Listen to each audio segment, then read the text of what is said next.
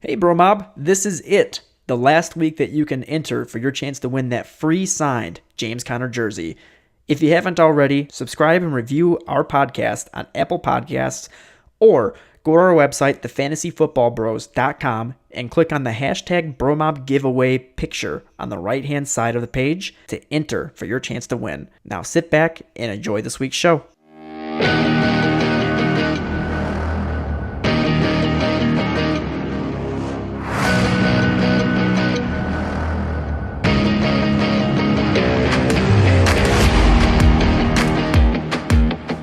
Yo, welcome to the show, Bro Mob. We are your hosts, Chad and Brian. Today is Monday, May 20th, and boy, do we got a great show lined up for you today. We got top 10 wide receivers, and our second ever Bros Battle, in which I'm going to destroy Brian. I already see him sweating. Nope. So, welcome into the show. Brian, how you doing? Doing good. I'm not out of breath this week, so Yeah, that's really good. I was worried about you last week. yeah, I had drank like a huge cup of coffee right before the show, so I didn't do that this week. So we should be good to go. I'll be back to normal. And That's safe? Yeah, safe. Not at risk of heart attack.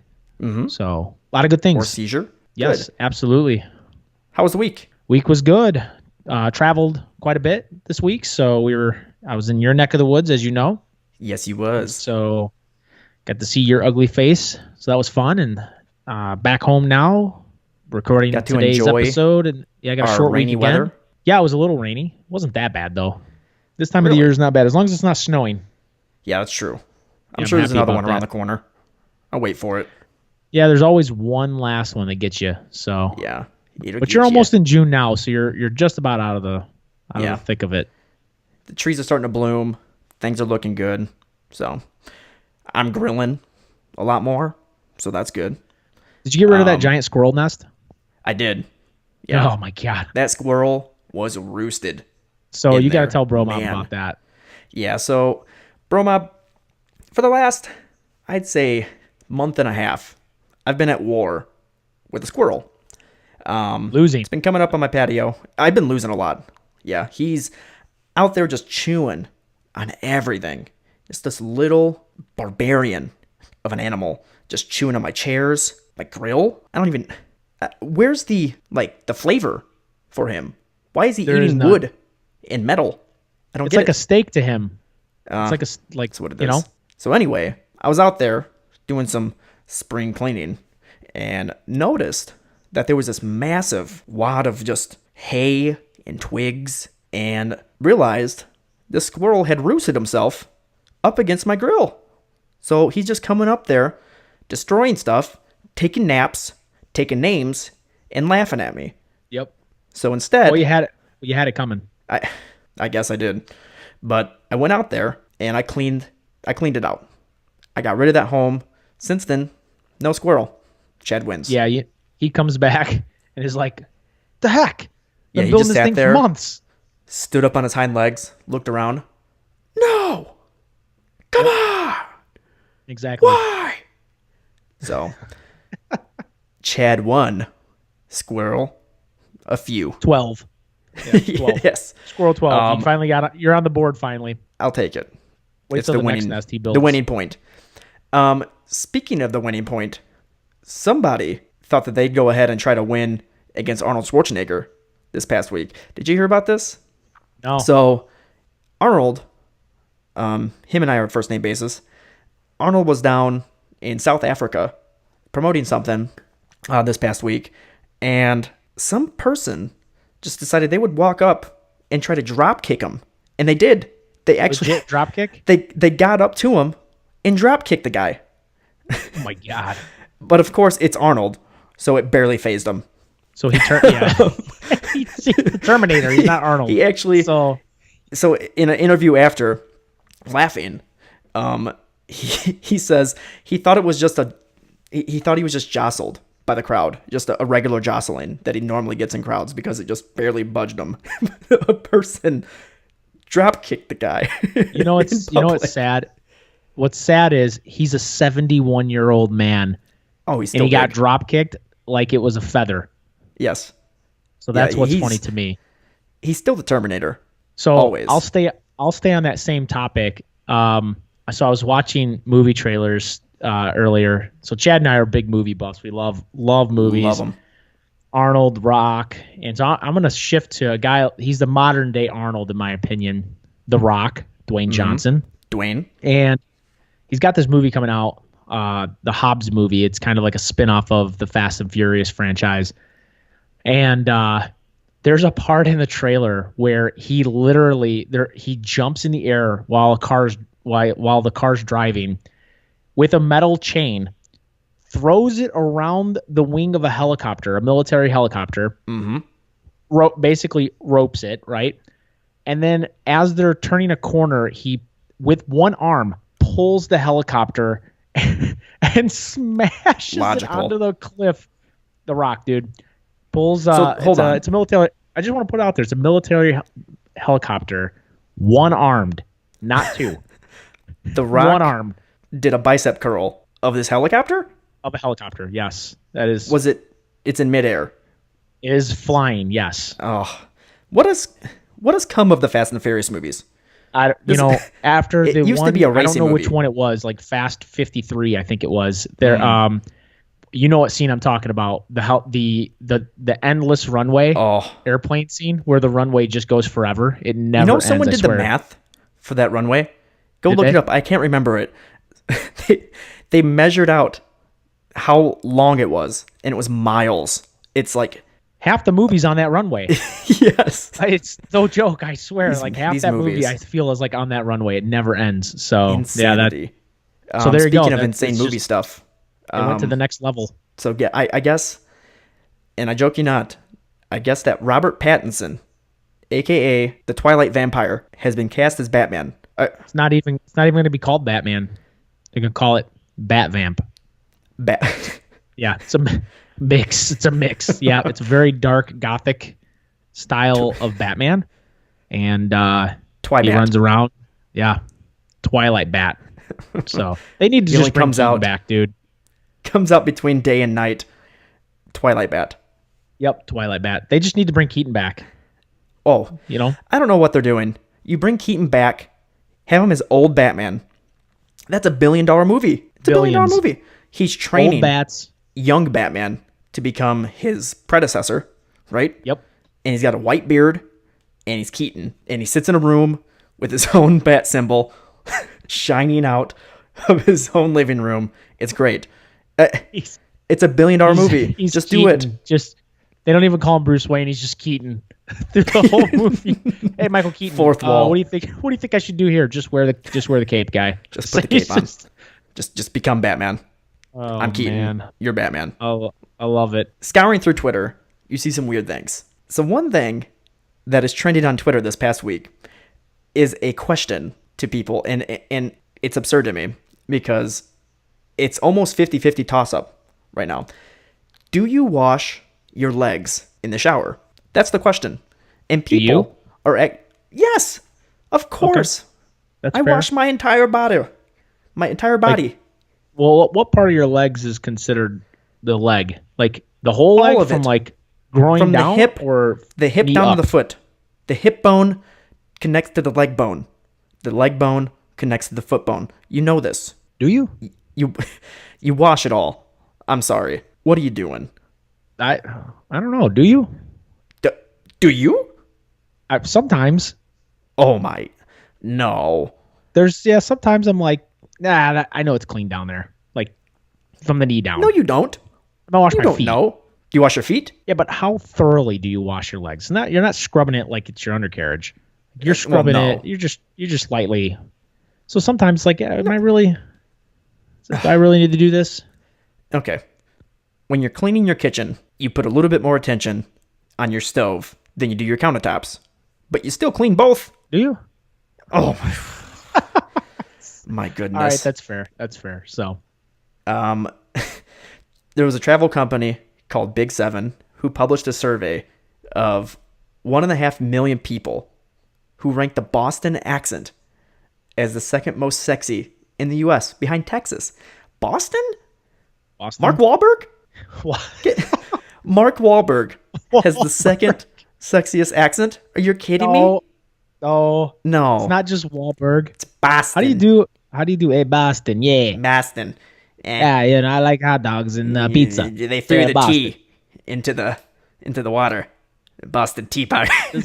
So you don't sound anything like a Boston person. Neither of us do. We got to stop. No, So, I'm not good at this. no. Do you? Boston. Yeah, Boston. I don't know why. It doesn't make any sense. Oh, no.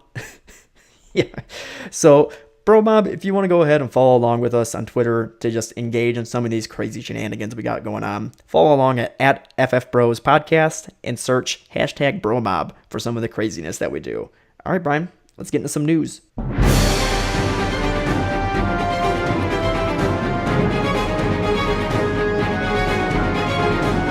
Here's the news. Jets general manager Mike Maccagnan, I think I'm pronouncing that right, was let go this past week with some speculation that Adam Gase was the culprit to his decline. Gase was named the interim GM until a new candidate has been found. This is craziness, man. It's right when you thought the New York Giants were the craziest team there, it turns out to be the Jets are just as crazy. Jets instead. Yep, exactly. So I think of this whole situation like, you ever seen the GIF, the two Spider-Men? Oh, Spider-Mans? Spider-Mans or Spider-Men? Oh, spider people. Spider dudes.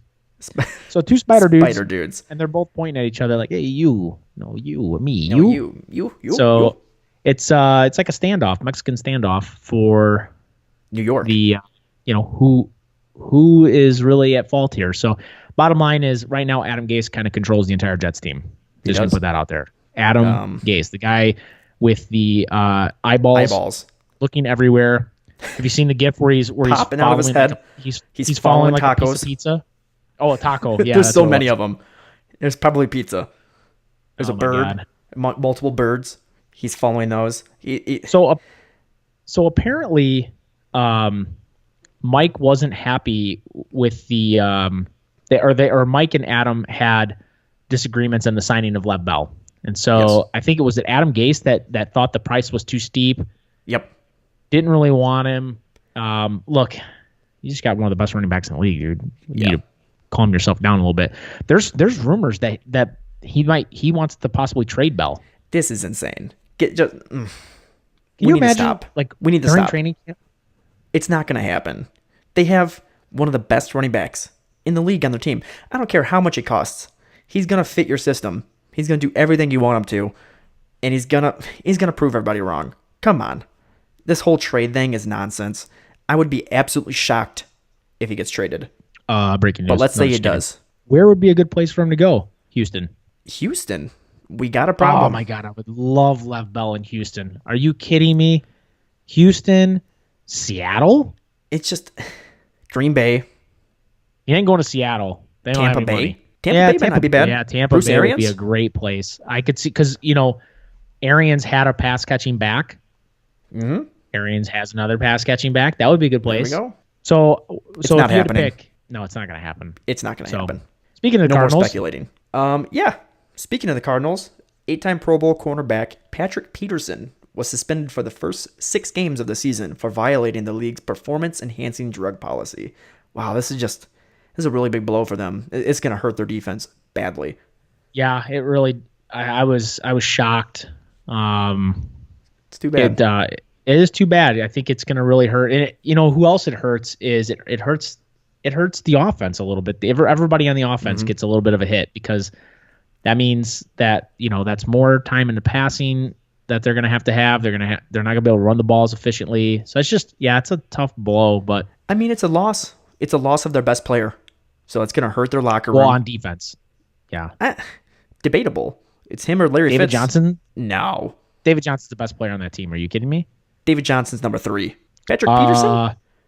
You continually graded out as one of the best corners in the league. Wait, hold on. Can we put some? How do we put some tangible skin in the game here? You want to bet? I don't even know how. Twitter poll. Oh, Twitter poll. Done. Patrick Peterson or David Johnson. All right, Twitter. We're gonna put it up. You guys vote. Brian? 5 on it? Let's put 5 on it. Bingo. Dino DNA. Wrong drop, dude. Wrong one. Oh, that's absolutely priceless. Right. Okay. I think I found it. I got 5 on it. Oh, there it is. All right. Finally, we're back. I'm taking... Oh, my God. That was great. I'm betting 5 that Patrick Peterson is the best on that team. You got David Johnson? I got David Johnson. Yep. So right, Twitter. we'll let Bro Mob decide on Twitter. Don't do this to me. You know it's Patrick. Nope. You know it in your heart. He's the best. Simple. All right.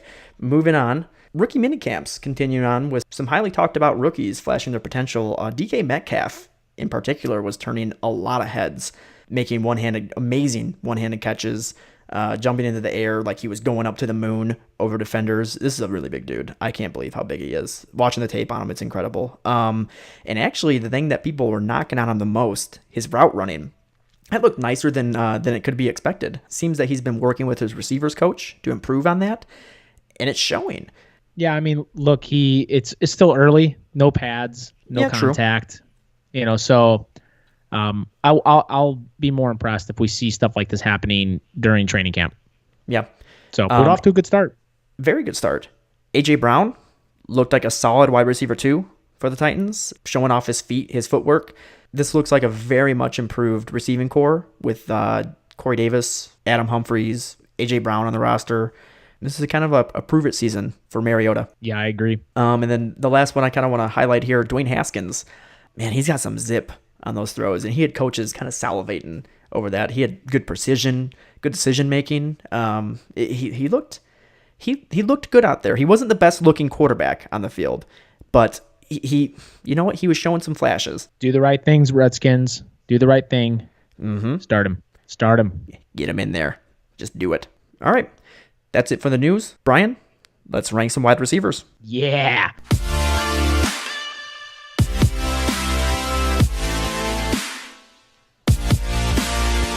We recently updated our rankings to reflect all of the changes that happened post-draft. As you can expect, there were some really big changes. Of course, the Tyreek Hill news that came out has drastically changed some of our earlier numbers. And so if you want to go ahead and take a look at those, you can go to our website, thefantasyfootballbros.com, along with all the other player rankings that we just updated. Remember that these rankings are half-point PPR. In redraft leagues, we usually go with a 12-man league. So, Brian, I'm going to go ahead and get us started here with easily not just the best fantasy receiver, but in my eyes, the best receiver in the league.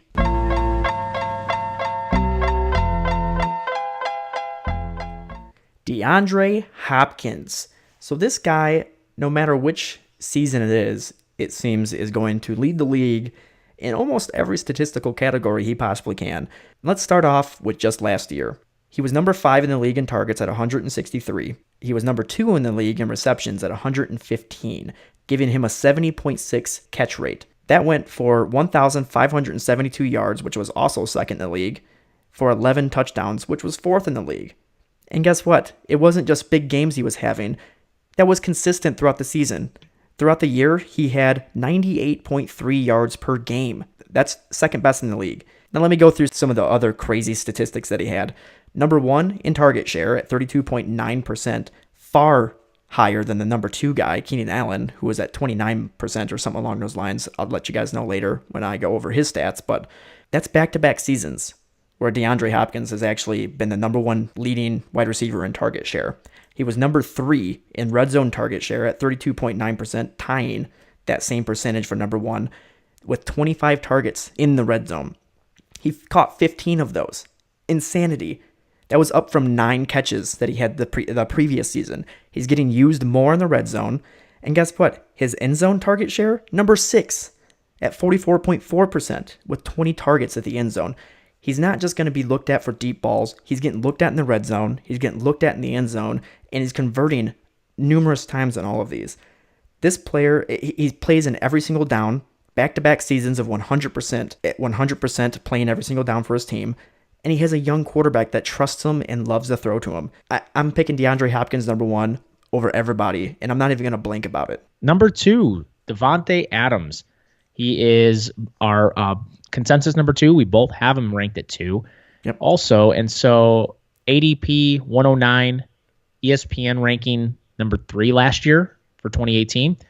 And here's what's interesting about Davante Adams. So he sat out week 17, right? And so through weeks 1 through 16, he was the wide receiver 1. This year, you're looking at no Mike McCarthy system, no injured Aaron Rodgers to start the season. Look, we found out after the fact, Aaron Rodgers was dealing with a fracture below his knee. Mm-hmm. So he played most of the season injured. So you should have a healthier Rodgers. You have a more dynamic offensive system coming in. And last year, Davante Adams with about a 30% target share and really no competition last year. It's pretty much the same thing this year. Davante Adams is going to be the guy. He's a touchdown machine. He'll have the yards. He's Aaron Rodgers' go-to. So there's really no reason to not have him there. I love him, and I think there's just a lot of upside to him. So I could see a world where he could probably be the number 1 guy this year, number 1 wide receiver overall. I mean, that world does exist. So coming in at number 3, again, this is our consensus 3, Michael Thomas. I love little Michael. Why? Why is that our drop for? Is that Fat Albert? I'm sorry, Michael. That's. I love me some little Michael. Yummy, yum. What you can love about the guy, though, is his hyper efficiency. So he was only 9th. I wouldn't say only. So he was 9th in the league in targets at 147, but he was number 1 in the league at receptions at 125, posting an 85% catch rate, which was also first in the league. Wow. 1,400 yards, 9 touchdowns. And guess what? His catchable target rate was even higher. So balls that were actually catchable for Michael Thomas, he called it a rate of 95.2%. What? He was number 4 in the league in target share at 28.8%, number 9 in red zone target share, and then also number 3 in yards after catch. I mean, you can keep going on the list all day. The guy's top 10 in almost every category. Where he's not top 10 is in zone target share. A player that's really similar to him is Julio Jones, where they get used a lot, but they don't get used in that end zone for some odd reason. Unlike Julio, though, Michael Thomas is getting used in the red zone. So within that 20-yard line, he's number 9 in the league. He went up from his previous season at 24 catches to 29 catches. So the team's using him.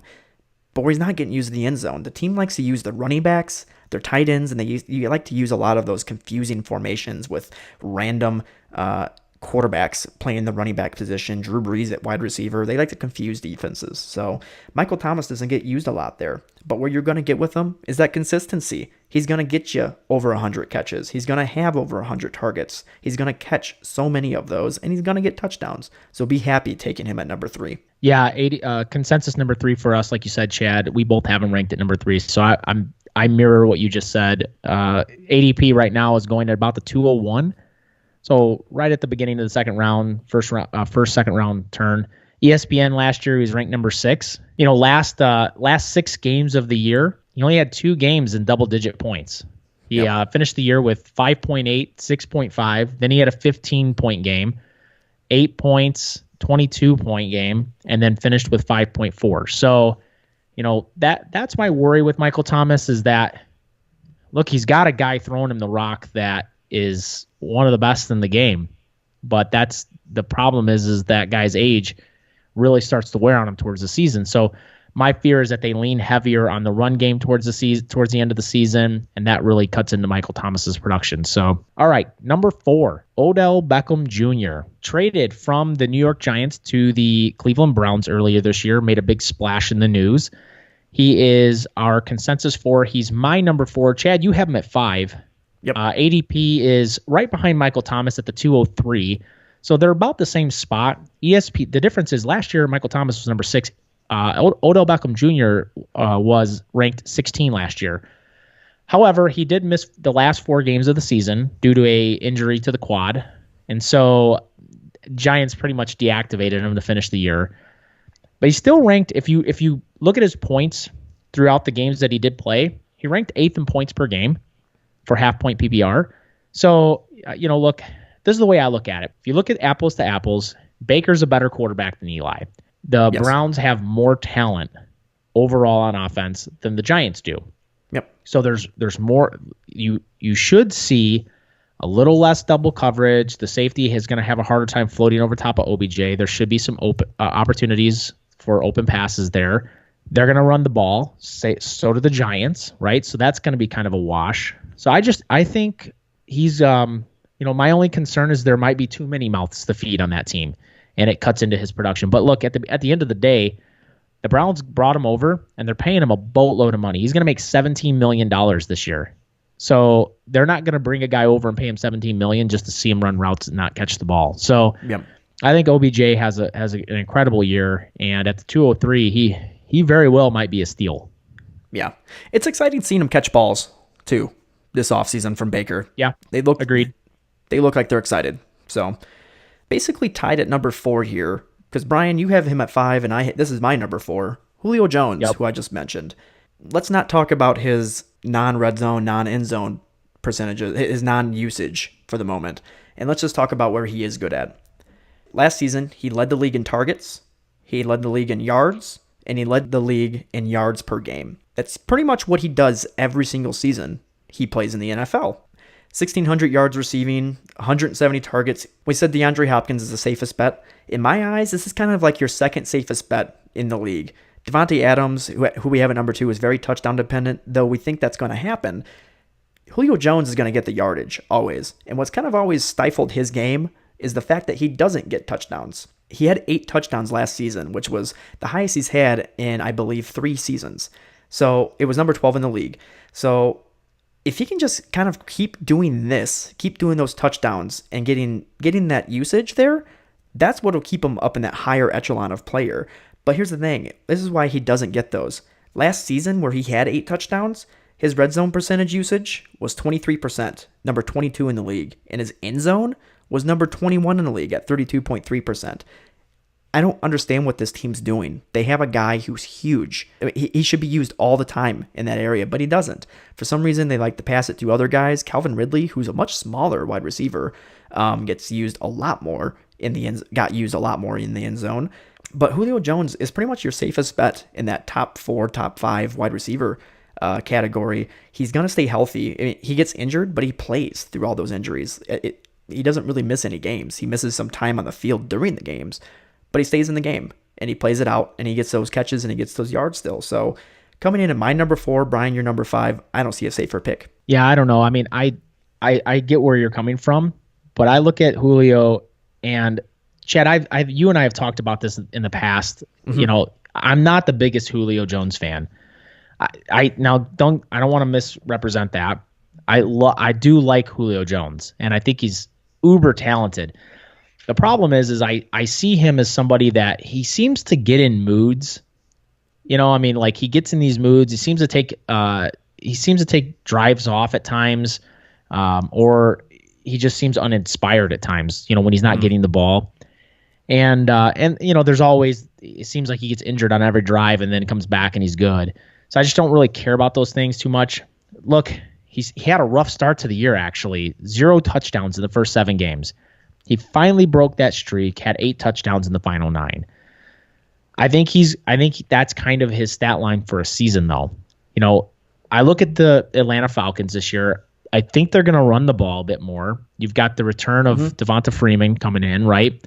So I think no run game for them last year had a lot to do with some of Julio's numbers. I think he's still going to have those types of numbers. I think he might regress a bit. He could. And so that's why I have him at 5. You have him at 4.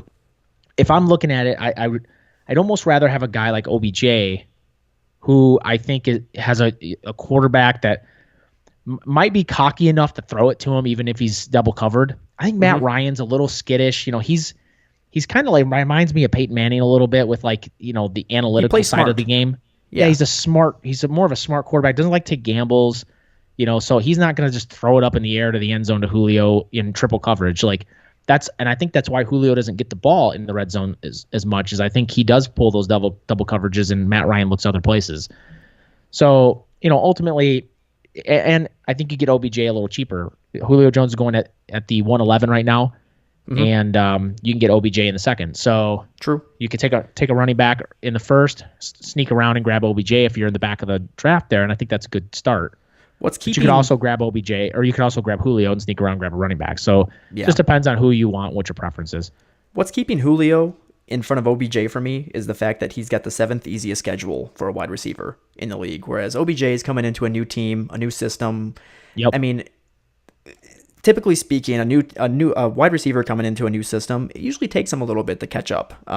OBJ is a different talent, of course, but sometimes that can affect the play right off the beginning. Yeah, and I think too, Atlanta plays their first 10 games. I think it is indoors. Yep. So Matt Ryan historically has been an unbelievable quarterback when he plays indoors. So a little bit of a sleeper alert maybe right there. Matt Ryan might be somebody that has another year. I know a lot of people are thinking he regresses from last year. First 10 or 11 games it was, I think I saw on the schedule. I'll confirm that on Twitter. But a lot of indoor games to start the season. So he doesn't touch an outdoor stadium until week 11, I think it is. All right. So that's enough about Julio. Let's break this up, Brian, and do a little bros battle.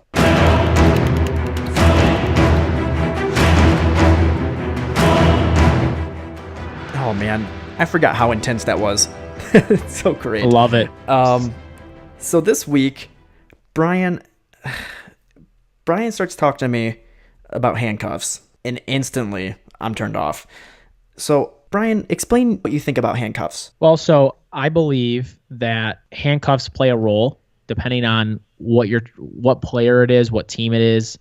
And so here I'll give my stance on handcuffs, and then you can give your stance. Please and then do. we'll leave it up to the bro mob to decide who's smarter here. I'm pretty sure I'm going to win. So my belief is that in terms of handcuffs, you want to look at the player. So there's not every RB1, but I look at targeting teams that have run-heavy offenses, and then also teams that have kind of a solo back philosophy. So, for example, the LA Rams, the Dallas Cowboys, the Seattle Seahawks, the Pittsburgh Steelers, the Indianapolis Colts, the Arizona Cardinals. Those are just to name a few. If I'm going to handcuff a guy, I got to have a running back. So if I have Zeke, I'm handcuffed. I'm probably going to look to handcuff Zeke later in the draft. I might not even draft the handcuff. So I don't necessarily believe you have to draft your handcuff. So for Zeke, maybe you wait and you pick him up throughout the season. And so the Rams, perfect example. You have Todd Gurley right now. Or if you draft Todd Gurley, you're probably going to want to pick Todd Gurley's handcuff up, right? Because you're going to spend a high draft capital on him. No. Why? Well, So why here's- not? So, I mean, again, see, Why would you? you just look at some of these teams, and I think the schedule plays a difference too. So, for example, last year, Chad, in our league of record, the Todd Gurley owner had made the playoffs, and I was in the playoffs. And what did I do? I picked up his handcuff because I'm like, hey, if we get into the playoffs and I'm playing this guy and Todd Gurley goes down, I can use this guy against him. So it's strategy and timing plays a difference in the handcuff too. That's his fault for not picking up his handcuff. And then I think too, to be able to... That's the thing, though. Hold on. Well, one more thing. Hold on. I want to get to this last point. Targeting handcuffs for trade situations. So being able to trade away a handcuff. So for example, David Johnson, if you have Edmonds and David Johnson goes down, you can use Edmonds as trade bait. Or if David Johnson's just a little hobbled, he's going to be out a game or two, and that guy's 1 or 2 games from making a wild card spot, you can use Edmonds as trade bait, right? Yeah. But here's the thing. This is how you mentioned it. You pick up C.J. Anderson later in the season. You shouldn't be drafting any handcuffs. I'm sorry. Even if you have Todd Gurley and you're looking to handcuff him with Darrell Henderson, Darrell Henderson is a 12th round ADP right now, right? You're not going to wait to the 12th round to get him because some other person is going to jump up ahead of you and say, I got him. I got his cuff. He's going to come right to me for a trade. No. Instead, people are going to look for him in the 10th, right? Just to kind of one up you. In the 10th round, take a bet on somebody like N'Keal Harry. Pick up a quarterback. I mean, geez, Tom Brady, Ben Roethlisberger, Josh Allen, all of them right there in the 10th round. And then, hell, even in the 11th round, you're still looking at high upside players, Mecole Hardman, Kiki Coutier, and Curtis Samuel that you could be picking up. Why would you ever draft Darrell Henderson, a guy who might not even see the field until later in the season? You're taking a bet on somebody who could just give you zero return, whereas you have these other players that you can bet on that have very high upside and could possibly win you games, as opposed to this guy who's just sitting on the bench doing nothing for you that you'll probably drop week 3 of the season onto the waivers, and somebody else will pay more of their fab for them later on. So why waste draft capital on that when you could be investing in something that could bring you upside? I don't see it. No, I don't look. I don't 100% disagree with you, but I think too it matters. The whoever drafts like the Todd Gurley, the person that drafts Todd Gurley, if you think, hey, maybe I can get this guy's easy to trade with. He's a trade partner, or maybe he doesn't listen to the fantasy football bros, right? And so he's his mistake. He's picking up those magazines or whatever, and so maybe you can make a trade with him. Heck, maybe you can even iron a trade out before the draft's over. Here's 2 even worse examples. So Damian Williams, everyone sees him as the starter, but they're also not completely sold on him. Carlos Hyde, his backup, is going in the 8th round, at the back of the 8th round right now in ADP. That's insanity. Are you kidding me? Over a team that usually uses one running back because they don't like to show their game. They don't like to show their hand. Andy Reid doesn't like to use multiple backs. He'll use one and use them in the passing game and in the running game. Carlos Hyde won't see the field. The only time he'll see the field is if Damian Williams goes down. So again, you're hedging a pick, a very early pick at the 8th round, on somebody who might not even see the field. Cam Newton, Carson Wentz, Marvin Jones, Golden Tate, Sterling Shepard, DK Metcalf, Corey Davis. These are names that are going in the 8th round and the 7th round. Yeah, I mean, that you could, at the end of the 7th round, that you could pick over this guy. Kareem Hunt. Now, I think, Brian, this is where you and I will not disagree. I'm not drafting Kareem Hunt. I'll let someone else draft the guy. He's out for the first 8 games of the season. On top of that, he's not even guaranteed playing time after that. And even if he does, it's not going to be significant enough for you to put him into your starting lineup unless if Nick Chubb goes down. So it's insane to me to take a player like Will Fuller, who it seems like every time he plays, he catches touchdowns. It's every game. It's insanity to me. Or take David Njoku at tight end, a high upside type of guy. Take these high upside players. Don't pick people that won't do anything for you. Yeah, no, look, we won't disagree with there. You're right. And so I'm with you on that. I just think there are opportunities where a handcuff can present itself as an appropriate draft. I'm not taking a handcuff inside the first 10 rounds. So, but I will take a handcuff in the 13th or the 14th if I can get him. If somebody is slept on their handcuff and you're like, oh my God, look at I can grab, so-and-so here. Then go ahead and take them. Maybe it pans out. Maybe you can make a trade. I mean, I've traded handcuffs plenty of times in our league of record.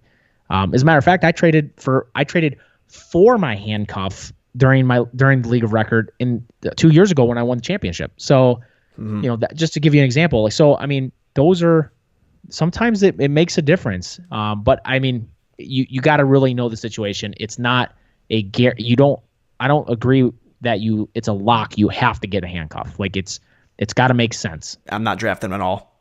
I won't touch him. You go ahead, draft a guy that gets you 0 points on your bench that you'll drop week 3. And then I'll wait for him. You go ahead, draft him. All right, Bro Mob. We're going to put this one on Twitter. Do you think that you should draft a handcuff if the situation is right? Or are you like me and you're not going to touch any handcuffs in the draft? Let us know on Twitter who won this battle. All right, Brian, let's get back into into our rankings. All right, number 6. Juju on that beat. Juju on that beat. Ooh, keep it going. Juju Smith-Schuster. Love this kid. So, since the day that Juju entered the league, he's just been polarizing. People have been addicted to the kid. He's fun. He's just a solid person. Like, he seems like a really good dude. You put the whole. I don't even want to talk about the Antonio Brown saga thing that's going on with him. I think it's terrible what's happening there, but Juju's handling it like a grown up, and I got to give him a lot of credit. So Juju Smith-Schuster going at the 205 So right behind OBJ and all those guys. Last year was the ESPN number 9 ranked wide receiver. Chad, we both have him as our number 6, so we agree on where he's at right now. Look, last year, 2018, he had 241 points on the season, 7 touchdowns in both 2017 and 2018. So, and that was with Antonio Brown. Now he has no Antonio Brown. He's the guy on the team, so they're giving him the keys. And look, I think he's going to perform. I was a little skeptical at first. I've had some time to kind of digest it a bit. I know he's been a slot receiver, but hear me out. So maybe his targets drop a little bit and everything, but I think at the end of the day, he's a very talented wide receiver, should have a lot of success. And if we look at, it's a small sample size, but if we look at the last time he was the guy on the team, 2017, he had 218 yards and 2 touchdowns through 2 games on 17 targets. Now, if you run that through the entirety of a season, I know it's a very small sample size again, but I think he can find a lot of success. So I'm in on the Juju train here. Mm-hmm. I think he's going to be a very successful receiver this year, and possibly, quite possibly, a steal at the 205. He could be the guy that polarizes the entire league. I tell you right now, I'm done doubting Juju. I think he's going to have a great year. Yeah, he's the real deal. Also a real deal, our number 7, Mike Evans. In 2017, Mike Evans was number 12 in red zone usage rate and then number 6 in end zone usage rate. Whereas this past season in 2018, those numbers dropped dramatically to number 52 in the league in red zone percentage rate at 16.3%, and then number 14 in the end zone at 32.7%. Where he was used dramatically more was in the long passing game, with quarterback like Ryan Fitzpatrick just slinging the ball like Uncle Rico over the mountains to him every game. He still was number 10 in the league with 138 targets, but only caught 86 of those. That kind of goes with that whole slinging the ball thing. Instead of getting used more on those high catch percentage rates, they were just slinging it out for him, and it worked for him. He was number 4 in the league at 17.7 yards per reception, and actually, that's really number 2 in the league because 2 of those 4 were just receivers that were barely used. The only other one that was above him was his teammate, Deshaun Jackson. It kind of just shows what they were doing there. And here's the thing, Bruce Arians loves to throw the ball deep. So that might not change much. He might open his eyes up a little bit and see, oh my gosh, I've got this monster of a man. I should use him in the red zone and I should use him in the end zone more. But even if he doesn't, he was coming up with these long passes at a much higher clip than most of the league was. He was number 1 in the league in air yards. He had 26 catches of 20 plus yards or more. He also had 6 catches of 40 yards or more. He hasn't had one season, Brian, where he's had under 1,000 yards receiving. His touchdowns have fluctuated, which is what you're going to see with a lot of players, but he's still very much so consistent in the passing game, and the fact that he's going to catch a good number of balls, and he's going to have a lot of yardage to go along with it. Yeah, he's the ADP 209. Last year was the 8th ranked wide receiver, so clearly we don't see much change. Look, I see a lot of success. I think he's a 6 to 8 touchdown guy again this year, and I'm going to say I think the Bucs are like my upset team of the year. I don't know if they make the playoffs or not, but I think they're going to be in the mix for it.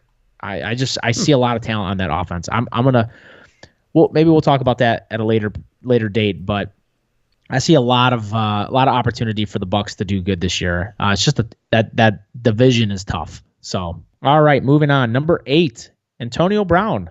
So Antonio Brown made the news this year, was traded to the Oakland Raiders. Actually, first he was traded to the Bills, and then said, pump the brakes, traded to the Raiders. He is going at the 208. He is the ESPN ranked number 4 wide receiver last year. So I think we see him regressing a bit this year, mainly because new offense, new system, obviously not as good of a offense as the Steelers have in place. But at the end of the day, they paid him a truckload of money, and he's one of the top route runners in the league. Should be near the league high in targets. I'm going to say this year, I think he'll have a lot of targets. Derek Carr is not an inaccurate quarterback. He's one of the most accurate quarterbacks in the league, and so I don't think Derek Carr has ever thrown to a wide receiver that's going to be as open as Antonio Brown will be. So he's going to have a big window to throw to. I don't know. I think Antonio Brown's probably going to be good for about 1,310 touchdowns. That's kind of what I have him statted at. So, yeah, Antonio Brown, number 8, and I think that's a good spot for him. At number 9, our consensus 9, I had him at 10. Brian, you had him at 9.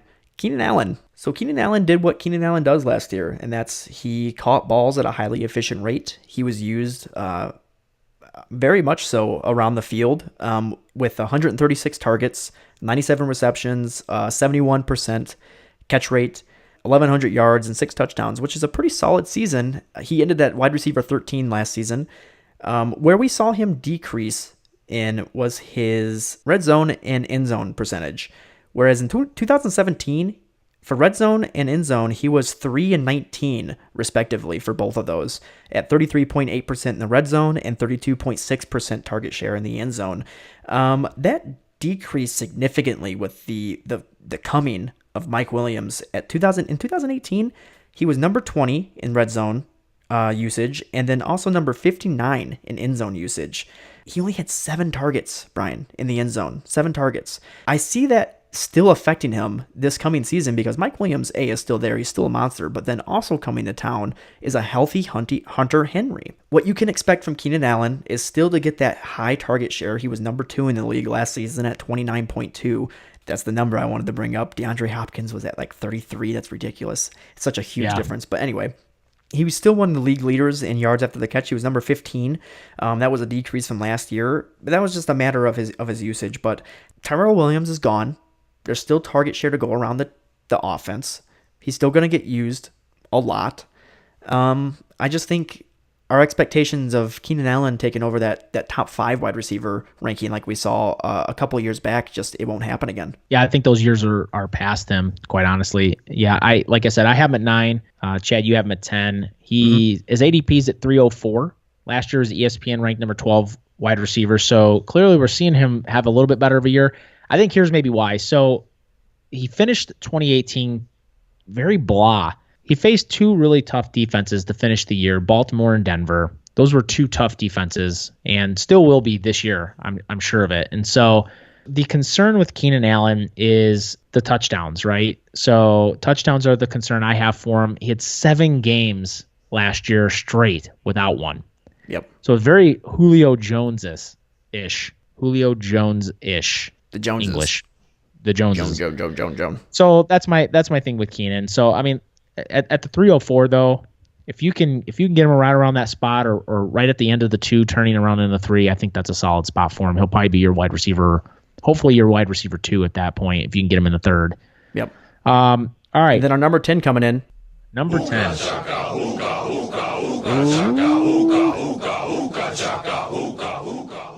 I can't stop this feeling. Who could that be? The one and only.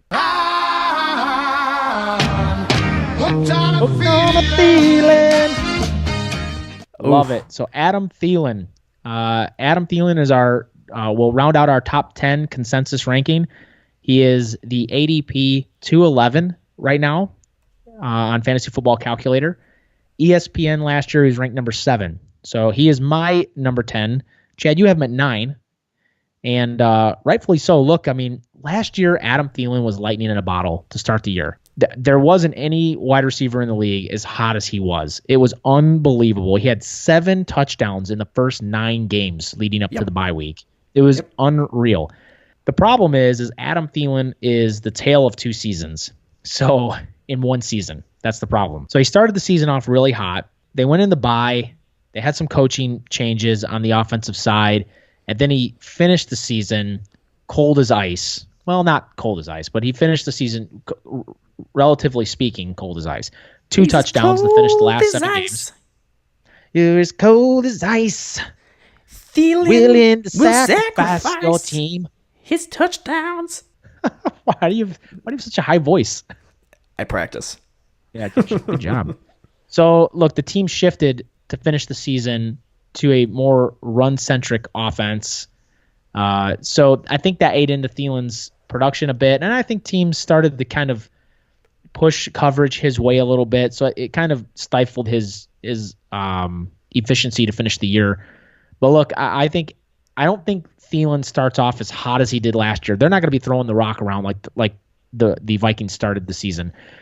They want to have a more balanced team, a little bit more run heavy. So, I think that Adam Thielen will regress a little bit, but I still have him statted as a 7-touchdown, 1,100-yard receiver. So I think he's going to be solid. Well, Bro Mob, that's going to do it for today's show. Be sure to tune in every Monday and stay up to date on the fantasy football world and to gather any insights on how to dominate your fantasy football league. And listen, Bro Mob, as you heard to start the show, if you haven't already, don't forget, subscribe to the podcast, leave us a review on iTunes for your chance to win a signed James Conner jersey. You still have a chance. This is the last week. This is it. So get in here, leave us a written review, and subscribe to us on iTunes. Or if you're not on Apple iTunes, or Apple Podcasts, rather, get on our website, fantasyfootballbros.com. Look for the Bro Mob giveaway sign. Click it and fill out the entry form so that you can also have a chance to win the signed James Conner jersey. Also, Bro Mob, don't forget to follow us on Twitter at FFBros Podcasts, and you can also check out our website, thefantasyfootballbros.com. See you next week. Bye, everybody.